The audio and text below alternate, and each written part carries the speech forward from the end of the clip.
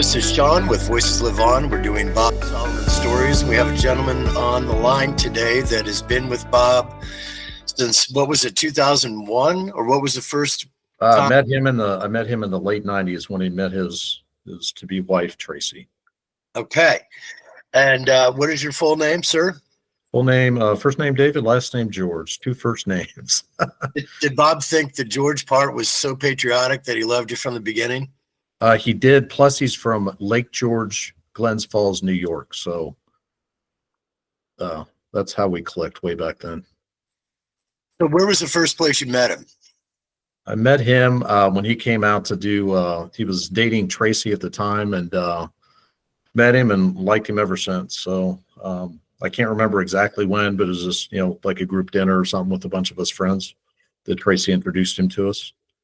All right, so the purpose of these is that to keep Bob's memories going on, so people are able to essentially have the photos, speak to the photos, and us walk them through the whole conversation. So the first one that you supplied, which I appreciate you doing little collages to be able to kind of sum up the beginning and the different areas. So this is going to talk about how Bob came to Indianapolis and a little bit about Bob in general. So why don't you kind of go through this a little bit? Yeah, appreciate that. Yeah, I did a collage. You said 10 pictures, so I kind of cheated. That's a way to get a few more. So I know Bob because of his, what would be his wife, now ex-wife, but still very good friends. We're all friends, Tracy. And Tracy and I met about 5 years before she met Bob. And Tracy and I were doing some Young Republican events. So that's why I've got the GOP in the upper left. And we got kind of tired of just doing, let's come and listen to a boring speaker. So we started doing wine tastings over at Cons in Carmel. We talked to the wine guy and said, hey, can we bring a group over? And he said, yeah. So every month we would have wine tastings, and that went on for years and years. So let's switch over to Bob on the other side. So in the upper right picture, on the right-hand side to the left of Bob is John Sherburne, and to the right is Sean Mahoney. John Sherburne was a great friend of his. He was always our helmsman on the Fagawi trip, and he was his best man. And John said, Bob, you were my best man. You're a big Pittsburgh Steelers fan. And as a favor, I'm going to bring you to a Steelers game. So Bob went to a Steelers game. And before that game, he just happened to go to a bar. Tracy was there for a wedding, like a bridal shower, just happened to be in that same bar. They both walked up to the bar to order a drink at the same moment in time. And they're both very talkative people. So they talked and hit it off, and that's how they met. Was in a random bar in Pittsburgh because of a random Pittsburgh Steelers game. Little by little, they started to date, and that's how Bob picked up his life and moved from Massachusetts to Indiana. So did you ever realize why Bob was such a Steelers fan specifically?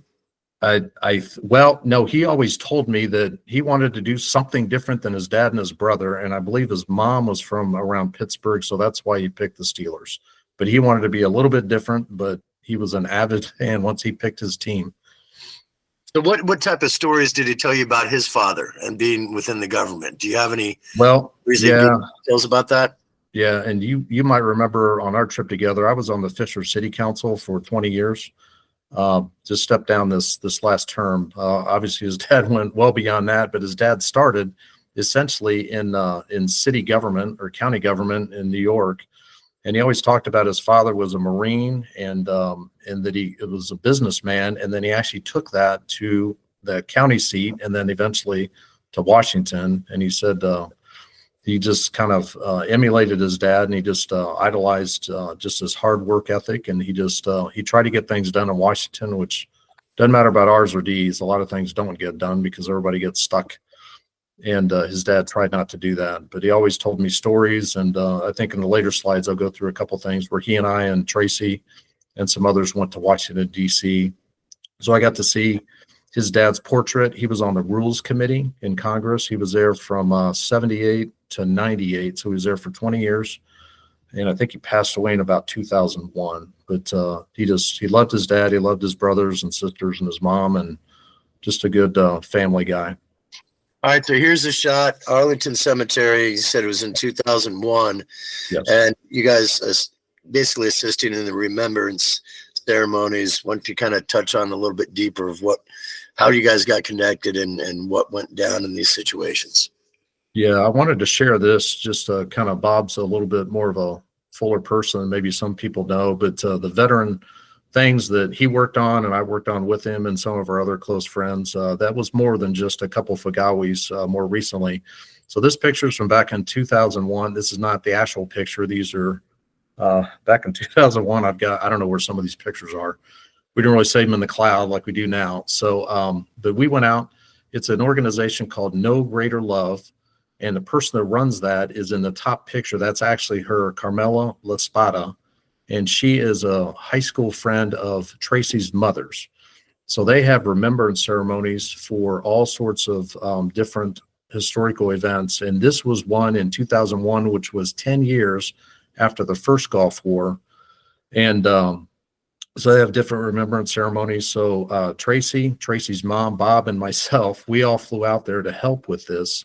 And it was at Arlington National Cemetery. So that's why I put the bottom one. But a couple funny things there. Whenever you're with Bob, it doesn't just go smooth, but it all turns out smooth in the end. So there were about 20 different Greyhound buses. That's how many people were there. And these are all the people in the first Gulf War. There were not a lot of casualties.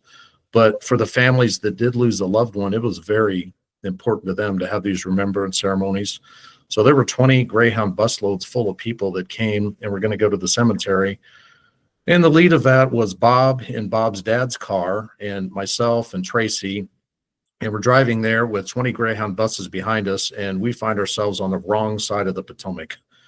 And obviously we didn't even have Google back then. So we figured out a way, because you can't do a U-turn with all those buses. And we got everybody to the right spot, and it worked out well. And then the other side note there was at the end, Carmela was giving her little speech when we got back to the hotel, and she just said, I want to thank my good friend Rita and Tracy and Bob and David, and they all came from Indiana at their own expense to help me, help you. And it just, it really put a good capstone on it, made you feel good to do something, and these families appreciated it afterwards. But when you meet them, you understand that here at that point was 10 years now, it's what, 30 years after that point, and they still remember and love their loved ones. And this is a way for them to help grieve a little bit in a good way, if that makes sense.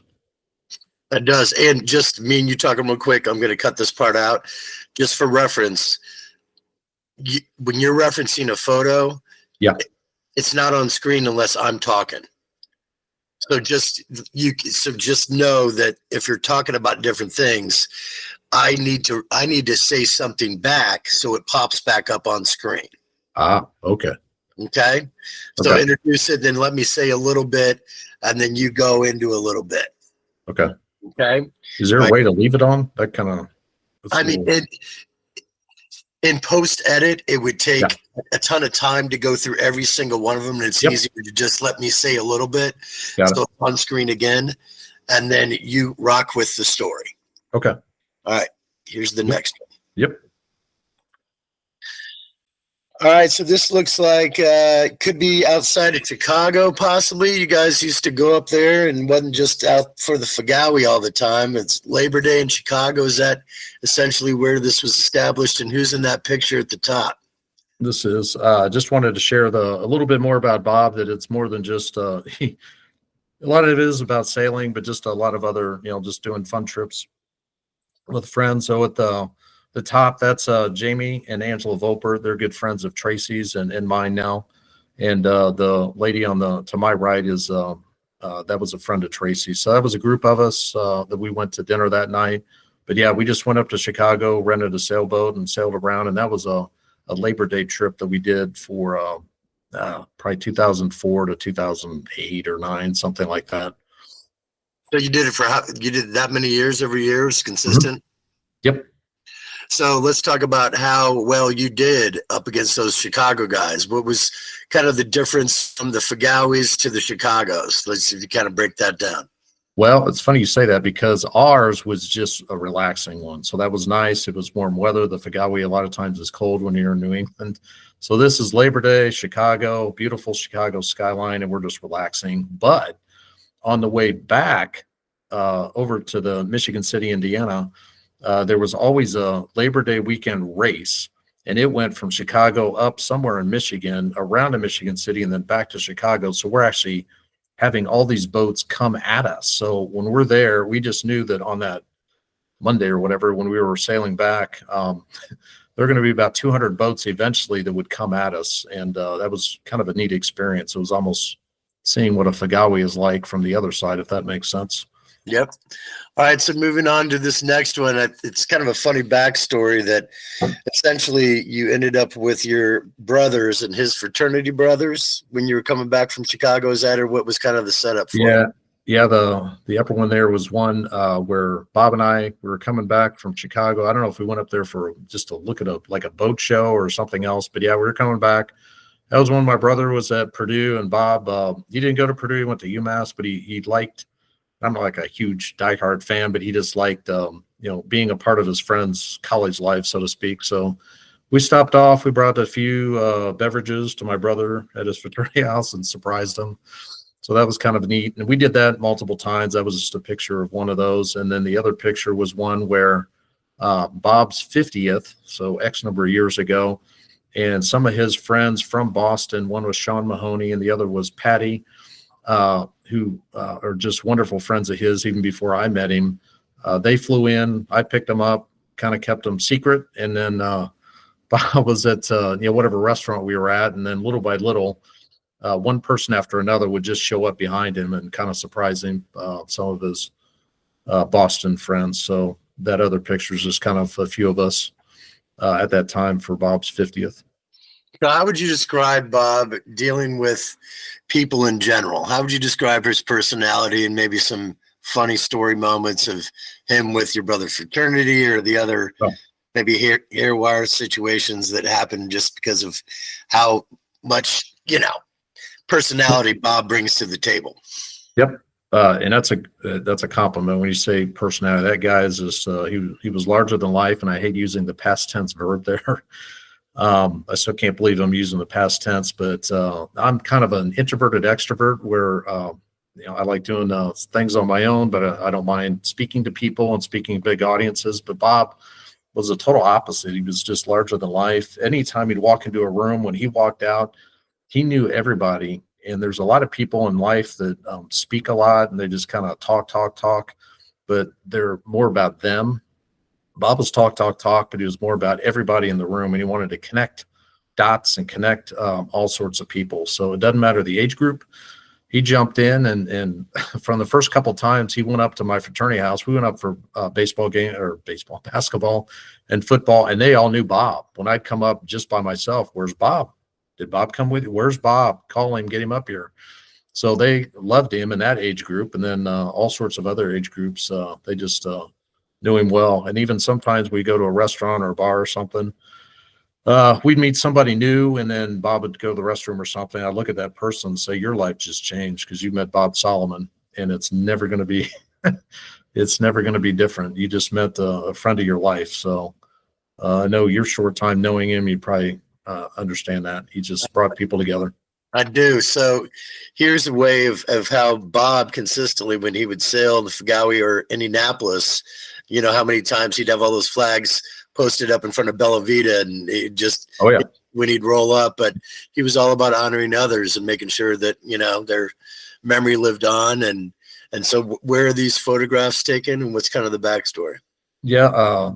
One of them's at Newport, which is where we always picked up the boat. The other one is Falmouth, which is Falmouth, Massachusetts, kind of our middle point when we get over for the Fagawi race. And then the other one is just the flags, which we were really known for, all the different flags. Whenever, unfortunately, a tragedy would happen with either Chris Kyle or the Boston bombing or different Gold Star families that we would honor each Fagawi, we would make up a flag for their loved one. The kind of the backstory I wanted to mention here too is my first Fagawi was probably like 2001. And I went, and then we get there. And as you know, with Bob's personality, he said, okay, David, I'm going to work to get you on a boat. And I said, but what do you mean boat? I'm not on a boat. How do I get over to the island? Should I take a ferry if you can't get one? Oh no, it's Memorial Day. They're all filled. I'm like, well, that's great.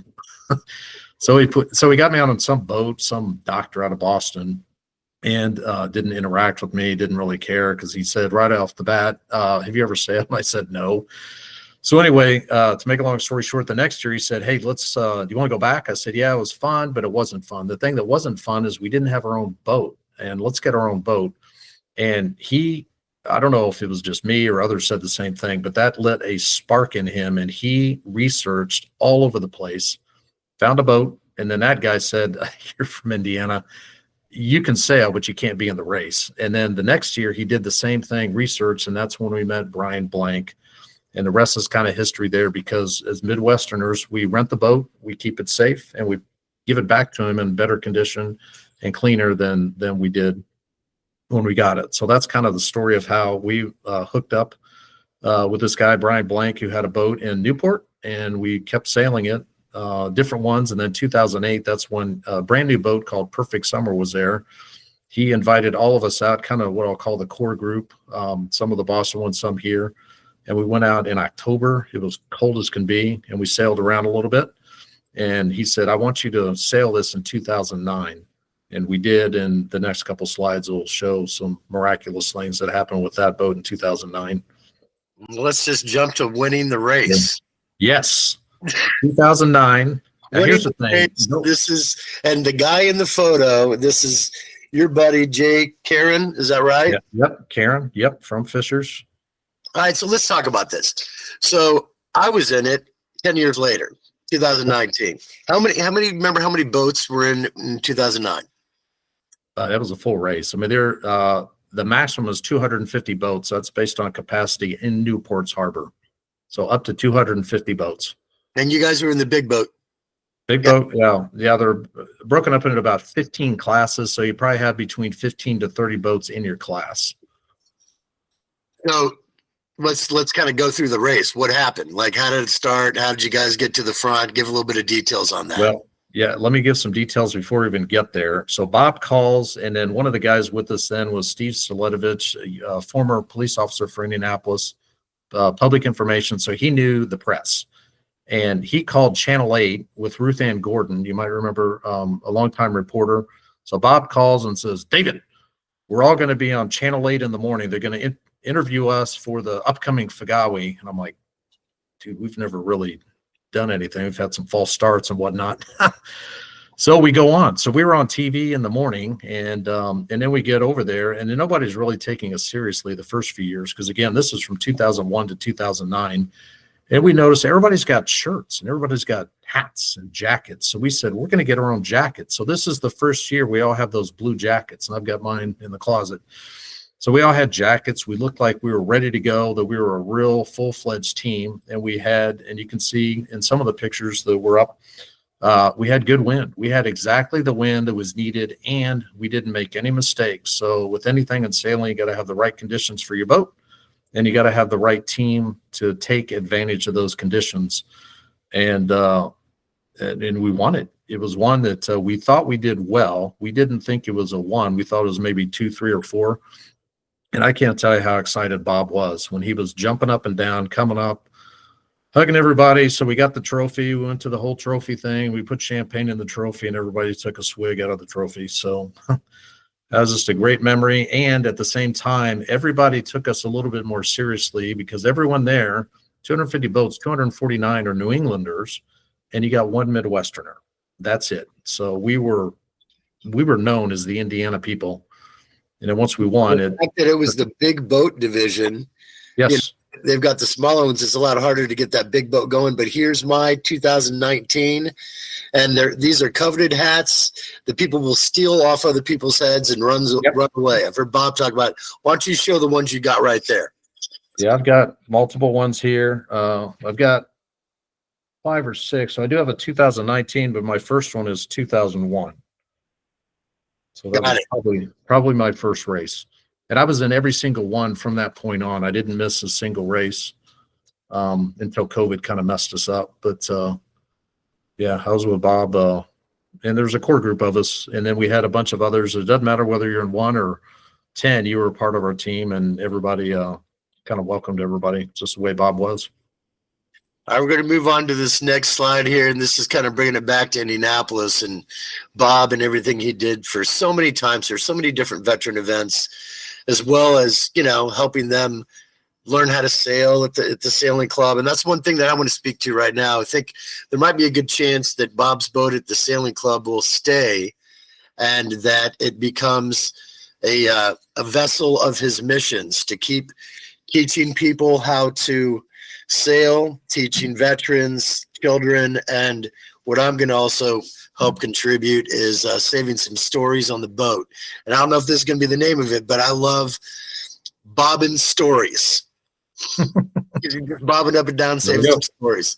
So anyway, why don't you kind of talk about the plaque here first and the top photo, and then what else you'd like to talk about Bob's veteran love and efforts at the sailing club in Indy. Yeah, besides 2001, No Greater Love, like I said, we did a lot of things locally. Bob kind of helped to spearhead that, but we called it Operation Set Sail. And there was a couple generals that we knew locally, and then myself, and at the time I was on the city council in Fishers. One of my colleagues, Cecilia Coble, and I got together. She introduced me to a couple generals, and I said, "You got to meet this guy named Bob Solomon." And he said, "Who's Bob Solomon?" Like, well, your life's about to change. We're going to take care of that. And then we all met and came up with these ideas. And what really happened was we had remembrance ceremonies at the sailing club for first responders, military people, to help their families. But then there were a couple other things that set up by doing this. There was a Wednesday race that they would race, invite as many veterans as possible, because a lot of veterans, they're fine, or maybe they have a little bit of things that they need to work through, and we help them work through that. When you've been in combat, I've never been in combat, but when you've been in combat, it's good for them to be with other people who have been in combat, and they help to tell stories and kind of soothe themselves, if that makes sense. So after the Wednesday races, people could stay and do that. And then I bring that up because I received an email from somebody, and I just found it last night when I was looking through these pictures. And it was from, I'm not going to name names, but it was from a guy, and he just sent me an email, and he said, I heard about this. I heard about what you guys are doing. And I was in Fallujah in 2005 and 6 in Iraq, and it's been hard on me, and it would help me to be able to meet people in Iraq. I said, you came to the right place, and we'll hook you up with Bob, and the rest is history there. So again, we don't name names, but it is a good therapeutic thing to help people, because there's a lot of suicides, and the way to keep that from happening is to give people relief valves. And we train people how to be soldiers, but we never train them and help them to become civilians again. And that's what this was all about, was to help give them a soothing place to work and just honor our veterans. All right, so this is more of a fun one, kind of back east. Push-ups, 22 push-ups for veterans suicide, to be able to kind of honor them. And that looks like that might be a big Navy SEAL up there in that top pick with Bob. That was one of the most unique things. When the reason he brought me on the trip in 2019 was to interview the veterans on the boat as we're flying across the ocean in the race. I remember. And that was crazy, because I'm literally holding on to cables and like trying not to drop my recording stuff into the waters or slamming through waves. So for me, I felt like I was literally in a movie. It was quite an unbelievable experience. So what would you like to speak of to these photos and those type of moments? I remember your year well, Sean, because some years it was beautiful. It was sunny. Some years it was cold. Some years we had wind. Some years we had waves and a lot of seasickness. That was your year. So unfortunately, during the race, you had some of that to try to hold your equipment. But the biggest thing I wanted to share with these photos is the fact that we did a lot of veteran things there. And the way this came about was there's something called Holidays for Heroes. And when some of our veterans need some help, or just a kind of a release to go on a vacation, if they clicked sailboat race, then they got hooked up with people in Nantucket for the Fagawi. And then the first year it went with another crew more out of New England. And then the second year they called Bob, and he said, well, I got to check with my crew. So he called each one of us. We said, don't even ask. We'll make it work. And we did. And I think it worked out well, because we're just a bunch of Midwesterners. And some of these guys came on, and they've got, some challenges now with different things that have happened in their lives, but we didn't care. And we said, what do you want to do? One guy said, I want to steer. Okay, we're going to make it work. So we did all that. And then the next year they said, thank you for doing it last year.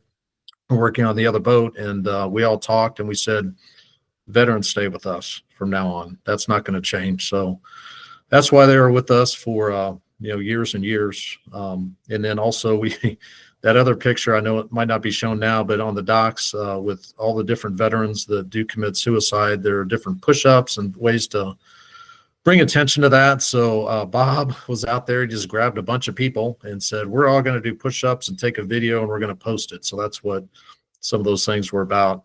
Just some pictures here with some of our wonderful veterans we met. That big one you talked about, that was Hoss. He's a guy out of North Carolina, and boy, his accent I cannot quite understand. But he's a big guy. He's like 6'5", and he lost one leg. He had about 70 surgeries on the other one, but he had a big can-do attitude and was just doing some good things in his life when we met him.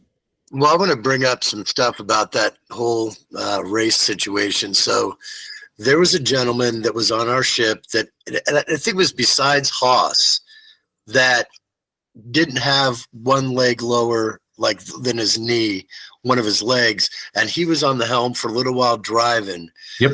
And I ended up interviewing him at the American Legion over that weekend. But I want to talk specifically about when we left harbor and we started in the race, and we get out for probably, I don't know, far enough that we're not seeing any land anymore.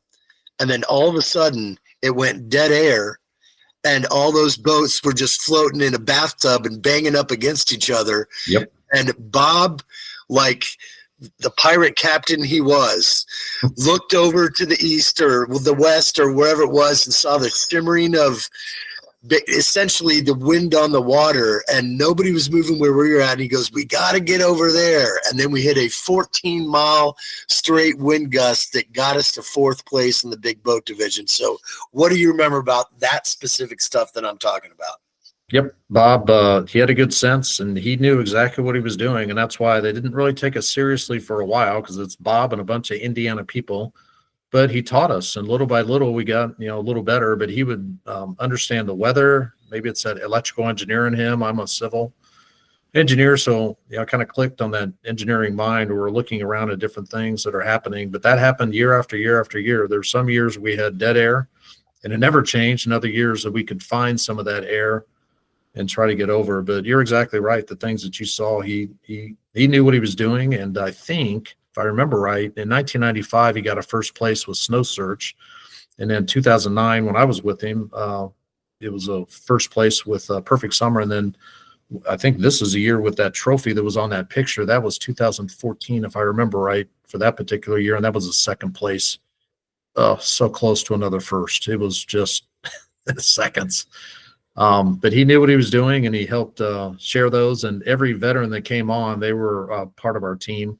And actually, I think I know that exact person you were talking about, because I talked to him a little bit later, and he said, how much are you guys getting paid and all that? And I'm like, no, this was our vacation. He's like, really? I said, yeah, you're part of our team. And he was astounded. He thought that we were some kind of paid crew. And then the minute I said that, some of the walls came down, if you know what I mean. And we really kind of bonded and were able to talk about just general life stuff. When they knew that we weren't a crew, we were just people that said, hey, come on a boat with us.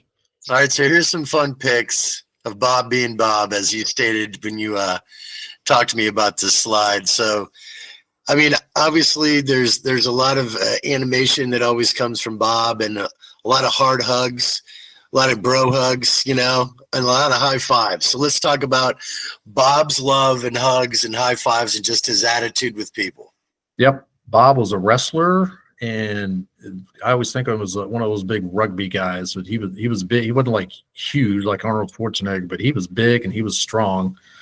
And he grabbed you a little bit, and kind of in a good way. You knew he was just a big guy in the room, but he was also very protective of his core group of friends. And one of the main ones was Patty. It's just a wonderful, beautiful person, good friend of his. Knew him well before I even met him, 25 years ago. And she's still friends with me. I still talk to her every, couple of weeks, even now, after meeting her 20 years ago. But whenever you're in that core group of Bob, he's going to protect you and do what he needs to make sure you're having a good time. But, little things like one of those pictures, he just, he grabbed a visor, he put it on upside down. And it's just one of those things. If I did, I'm like this engineer guy. I'm like, why are you putting it upside down? But if Bob does it, it's just a funny thing. I can't explain what it is, but It's just a funny part of life. And then one of those other pictures, that was my brother. My brother went on about 5 or 6 Fagawis, and kind of clicked with the group because he was so much younger when all of us are in 30s, 40s, 50s, whatever. And my brother's like 21. So anyway, like I said before, Bob, it doesn't matter if he was in whatever age group you were, he's going to bring you into his fold and take care of you. So was your brother in the pink whale hat? Is Yes. that reference we're looking at? And Yep. Pat's up there behind the helm steering, and he's got the visor upside down. So here's the last one. We're going to chat just a little bit so you can give a good message to the family. But this is emulating Bob driving down the street with an American flag, and he did this all over the north side of Indianapolis. And I know the other one you mentioned that, you know, they were like, or you were saying that he needed to get in the photo, so he put his foot in the photo. And I need to reference this with him dropping trowel. When I had my 40th birthday, I had a roast. I had 16 people roast me, and Bob made Dark and Stormies on the microphone as I was sitting in the throne, and my parents were there, and he dropped his pants to show his American flag trousers underneath him, and it looks to me like this is a normal thing. I think it was. Main thing, it says, I love Fagawi, and it was a big part of him, but I wanted to share with these other pictures. There's more to Bob than that. But that was a big part of his life, was that trip, and it was a way for him to bring people together. And then the other one on there, there's a big American flag shirt that our friends Jamie and Ansel of Oprah gave him probably 20 years ago, and that shirt came out only at Fagawi and only on race day. And then Bob spent the whole year talking about Fagawi and trying to invite people. And as you know, and we always called it Bob's Christmas because he spent the whole year, kids wait the whole year for December 25th. Well, Bob waited all year for Memorial Day weekend in Fagawi. So we got him a Santa hat. So every race day, he put on his Santa hat and his Eagle shirt, American Eagle shirt, because it was his Christmas. And then, yeah, that other photo, I'm always a picture taker, so I'm not in hardly any of these. But then that was one where Bob said, I'm going to take the picture. I think it was 2010 or so. And I said, Bob, why don't you get in the picture? And then he stuck his foot out and said, I'll put my toe in the picture. So I'm in the picture. So that was Bob. All right. So what would you like to say to his family, just in general, like kind of direct speech to them? What would you like to say to them about Bob and your relationship? Yeah, I love that guy. I hate the fact that that's a past tense. I still can't believe that it is, but they might not remember me too much. Maybe he talked about me with the George last name, and they lived near Lake George, and it's a council guy or engineer of the Purdue. They probably heard some of that. I met all of his family at his wedding with Tracy. And then both of his brothers came, and then some of his nephews. So I got to meet them on at least one Fagawi, one or two. They're all the same people. They're just hardworking people, and that's the way that their father and mother raised them. So I think anytime you meet somebody, and if their kids do well, that means that they come from good parents and good parenting. So I know his father passed many years ago now. I know his mother's still with us. And I probably met her once or twice at the wedding. But that's what I'd say is hopefully these pictures show there's a lot of depth to Bob Solomon, veterans locally, veterans at Fagawi, and just bringing people together. And he was a full guy and had a full life and did good things for people. And that just means he was brought up well by good parents. Well, I appreciate your kind words, and I know you contributed a bunch of photos too that were on some of the other reels we already put together. But anybody who goes to Bob Solomon Stories, these are going to keep building, and it's a way that, you know, people get therapy by talking about others and by saving those memories. And this is a way that everybody kind of benefit from the collective knowledge of Bob and all their great experiences to kind of help heal as we keep remembering him for, years into the future. And I really appreciate your time. And is there anything else you'd like to say in closing? Well, I've got Fagawi hats and shirts and things all over the place. So I'm going to be remembering Bob for a long time. Behind me, I do a lot of world travel. So I got Rome on this side, but I do have some Newport, Nantucket Island stuff back here. So I always look at those pictures when I come in the door, and always think finally and a little smile for my buddy Bob, and hopefully one day I'll see him again. Well, David, I commend you for all those years of going on those boats with Bob's. And I would assume maybe there was a few times you might have slipped and almost fallen over, or he might have grabbed you or something. I'm just kind of making that up, but he always was caring for everybody. And I know that he cared for you as well as everybody else he took on those tours for a long time. So I thank you for your time today. Well, I And did lose a cell phone once. So it came out of my pocket and I heard this thing sliding down and I looked and there was a little opening and it went plop. So, yeah, some things were lost over time. well, listen, David, I appreciate your time and just stay on the line. Okay.